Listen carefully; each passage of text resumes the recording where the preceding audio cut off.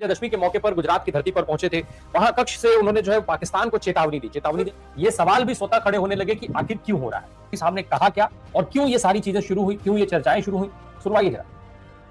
पूरी तैयारी के साथ है और उसका वो संयम नहीं रखेगा जो सिंधु 1.0 में उन्होंने संयम रखा।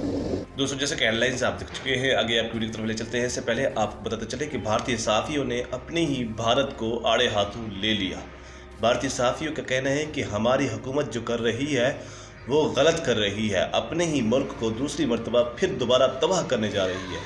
अगर तुमने पाकिस्तान के साथ दोबारा अटैक किया या किसी को कोई मसला किया तो फिर तुम्हें खुद को ही भुगतना पड़ेगा, इसका हमें नुकसान ही होगा। चलिए आपको वीडियो की तरफ ले चलते हैं। दशमी के अवसर पर राजनाथ ने गुजरात की धरती से, तो वहीं हमारे सेना प्रमुख ने भी जो है कुछ ऐसे संदेश दिए हैं जो संदेश अपने आप में कई सारे सवाल के तौर पर भी देखे जा सकते हैं, कुछ संभावनाओं के तौर पर देखे जा सकते हैं, वो क्यूरियोसिटी बढ़ाते हैं। राजनाथ सिंह विजयदशमी के मौके पर गुजरात की धरती पर पहुंचे थे। वहां कक्ष से उन्होंने जो है पाकिस्तान को चेतावनी दी। चेतावनी देने के साथ उन्होंने जिस तरीके की चीजें कही वो अपने आप में हलचल पैदा करती हैं। उसके बाद फिर रही सही कसर पूरी कर दी हमारे भारतीय सेना के जो प्रमुख हैं उपेंद्र द्विवेदी साहब, जनरल उपेंद्र द्विवेदी जी। उन्होंने जो बात कही उसमें साफ तौर पर यह दिखाई दे गया कि आखिर क्या कुछ हो रहा है। साथ में जब ये दिखने लगा कि क्या कुछ हो रहा है तो फिर ये सवाल भी स्वतः खड़े होने लगे कि आखिर क्यों हो रहा है। बहुत सारी चीजें होने लग गई। खैर, जरा जल्दी से मैं आपको जो है जनरल उपेंद्र द्विवेदी ने जो कहा पहले जरा वो सुन लीजिए एक बार कि उपेंद्र द्विवेदी साहब ने कहा क्या और क्यों ये सारी चीजें शुरू हुई, क्यों ये चर्चाएं शुरू हुई, सुनवाइए जरा। पूरी तैयारी के साथ है और उसका वो संयम नहीं रखेगा जो सिंधु 1.0 में उन्होंने संयम रखा।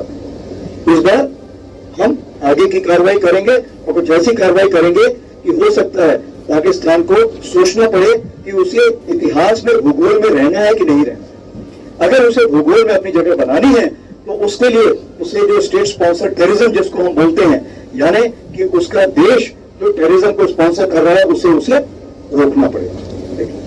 वो आप अपनी पूरी तैयारी करके रखिए और अगर परवरदिगार चाहेंगे, भगवान चाहेंगे, वाहिगुरु चाहेंगे तो बहुत जल्दी ही आपको मौका मिलेगा। उसके लिए ऑल द बेस्ट। जय हिंद। साथ में सैनिकों को ये सांत्वना, सैनिकों को ये आश्वासन, सैनिकों को ये मोटिवेशन कि अगर भगवान ने चाहा तो आपको बहुत जल्द मौका मिलेगा। ये कितने सामान्य शब्द हो सकते हैं एक सेना प्रमुख के, ये समझा जाएगा। पर राजनाथ सिंह भी एक दिन पहले जो है इससे पीछे नहीं रहे। राजनाथ सिंह जब पहुंचे तो राजनाथ सिंह ने पाकिस्तान को न केवल चेतावनी दी बल्कि वो ये भी बता रहे थे कि सरक्रीक से जो है वो एक रेखा गुजरती है, एक रास्ता गुजरता है पाकिस्तान जाने का। पाकिस्तान ने अगर जरा भी इधर उधर की तो बख्शा नहीं जाएगा। पाकिस्तान ने भारत की डिफेंस सिस्टम को भेदने की नाकाम कोशिश की थी, इत्यादि इत्यादि बहुत सारी चीजें राजनाथ सिंह ने गिनवाई। अब राजनाथ सिंह ने जो कुछ कहा उनका भी एक अंश मैं आपको सुनवा देता हूं और फिर चर्चा की तरफ सुनवाई। मगर आतंकवाद के खिलाफ हमारी लड़ाई जारी है। साथियों, आजादी के 78 साल बीत जाने के बावजूद सरक्रीक इलाके में सीमा को लेकर एक विवाद खड़ा किया जाता है। भारत ने कई बार बातचीत के रास्ते इसका समाधान करने का प्रयास किया है, मगर पाकिस्तान की नीयत में खोट है, उसकी नीयत साफ नहीं है। जिस तरह से हाल में पाकिस्तान की फौज ने सरक्रीक के सटे इलाकों में अपना मिलिट्री इंफ्रास्ट्रक्चर बढ़ाया है, वह उसकी नीयत बताता है। साथियों, भारत की सीमाओं की रक्षा भारतीय सेनाएं और बॉर्डर सिक्योरिटी फोर्स मिलकर मुस्तैदी से कर रही हैं। अगर सरक्रीक इलाके में पाकिस्तान की ओर से अब सवाल ये उठता है कि राजनाथ से लेकर के सेना प्रमुख ने ये जो मैसेज दिया वो क्यों दिया, इतना जरूरी मैसेज था क्या ये इस समय पर। इधर एक तरफ जहां भारत के अंदर राहुल गांधी ने जो कुछ कहा था उसकी चर्चा हो रही थी, तो वहीं दूसरी तरफ मेन स्ट्रीम मीडिया में बाकायदा इसको लेकर के पैकेज चलना शुरू हुए, खबरें दिखाई गई।